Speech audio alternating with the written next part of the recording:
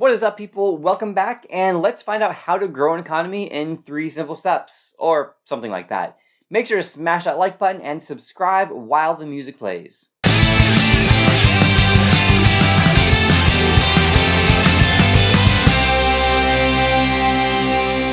Well, it only took until the 35th lesson for us to finally bother to discuss what makes an economy actually grow, which is kind of insane to me considering all the time we spent talking about how policymakers can affect and influence the economy. But here we are, finally, economic growth. Most of this video is going to deal with stuff you need to know to answer test questions, but I think that stuff misses the real point, which is why economic growth matters. Economic growth means more prosperity, longer lives, higher literacy, more freedom, more leisure, more travel, more comforts, more food, more art, better health, and more. It means a higher standard of living.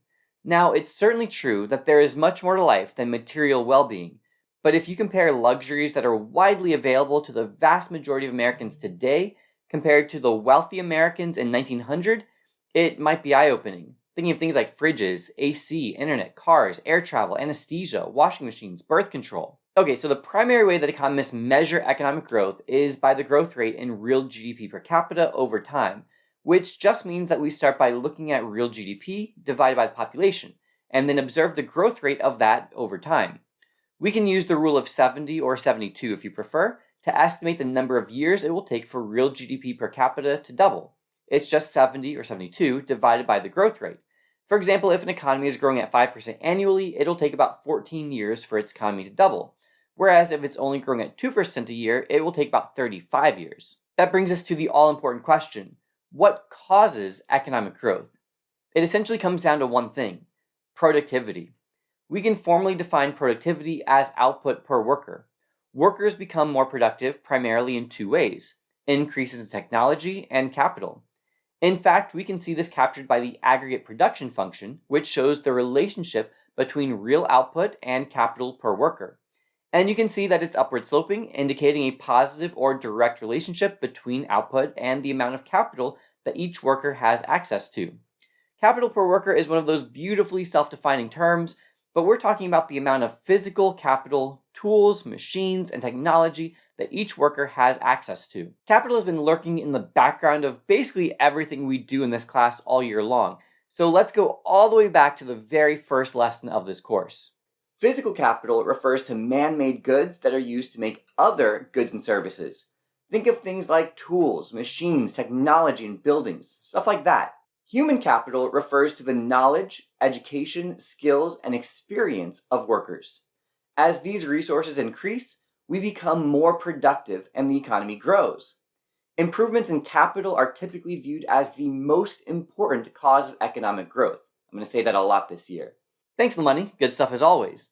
Clearly, the more capital and the better technology workers have, the more productive they'll be. By the way, this isn't a huge thing because you won't be asked to draw the aggregate production function, but those of you who have already taken micro probably notice that this graph shows us diminishing marginal returns when it comes to capital per worker. And this makes sense. There's a tremendous leap in productivity when a farmer goes from using hand tools to an old-fashioned rickety tractor. And it's true that they'll be even more productive when they use better tractors, and even better tractors after that, but the increase in productivity won't be as significant as it was for that first jump from the hand tools to the tractor. By the way, we could also draw the aggregate production function and label the x-axis human capital per worker, and that would also work, though we'll focus a little bit more on human capital in the next section. If we continue to work backwards, the question is, okay, well, how do we increase the amount of capital that we have? And there are a few answers, some of which involve government policy and will be considered coming up next, but for now, we're going to focus on the single most important answer: investment spending. Again, nothing new. We're talking about purchases of new physical capital, tools, machines, technology, and construction.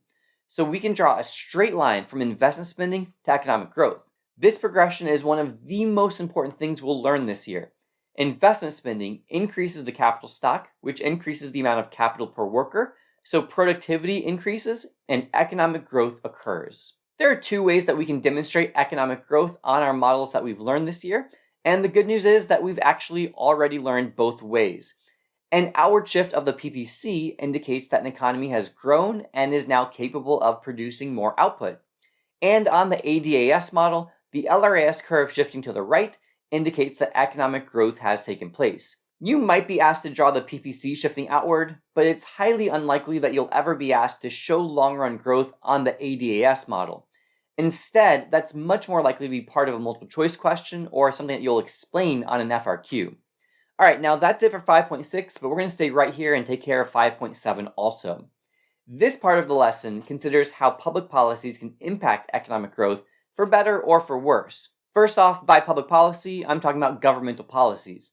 These can include things like regulations, tax policies, trade policies, and more.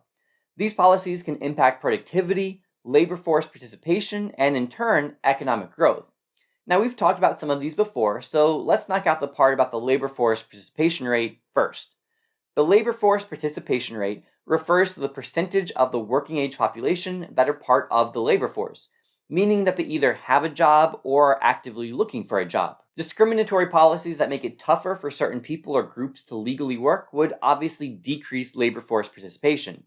Some policies could discourage people from working, like an expanded social safety net that makes it easier to get by without working. Again, that doesn't mean that there shouldn't be a safety net, but it's just to point out that there can be unintended consequences from an overly generous safety net.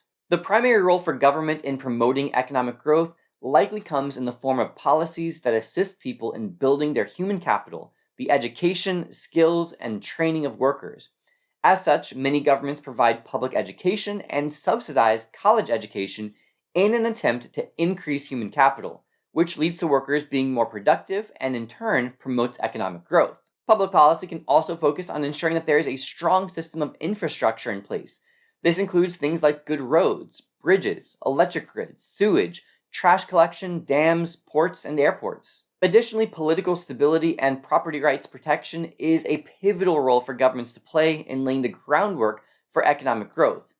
Policies that promote free trade and avoid excessive government intervention are also likely to aid in economic growth. Supply-side fiscal policies that include things like reducing business taxes and providing investment tax credits can affect economic growth as well by influencing the incentives of households and businesses, encouraging them to undertake more investment spending, which, as we laid out at the beginning of this lesson, is really the first step in the process of economic growth. If we look at our ADS model, we can see how these policies affect economic growth both in the short and long run.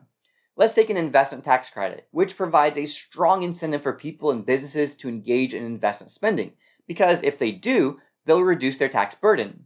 In the short run, this increase in investment spending increases aggregate demand, shifting it to the right. As you already know, AD equals C plus I plus G plus XN, so when investment spending increases, AD increases. But that's not the end of the story. The investment spending purchases new physical capital and technology, which increases productivity and causes the AS curves to shift to the right, increasing potential output. Alright, well that's it for Unit 5. Until next time, this has been a La Money production. Thanks again for watching. Make sure to like, subscribe, and to ring that bell. And check out the description for a link to the answers to the practice questions, as well as the unit notes and a great review book that I've written for you. And I will see you in the next video.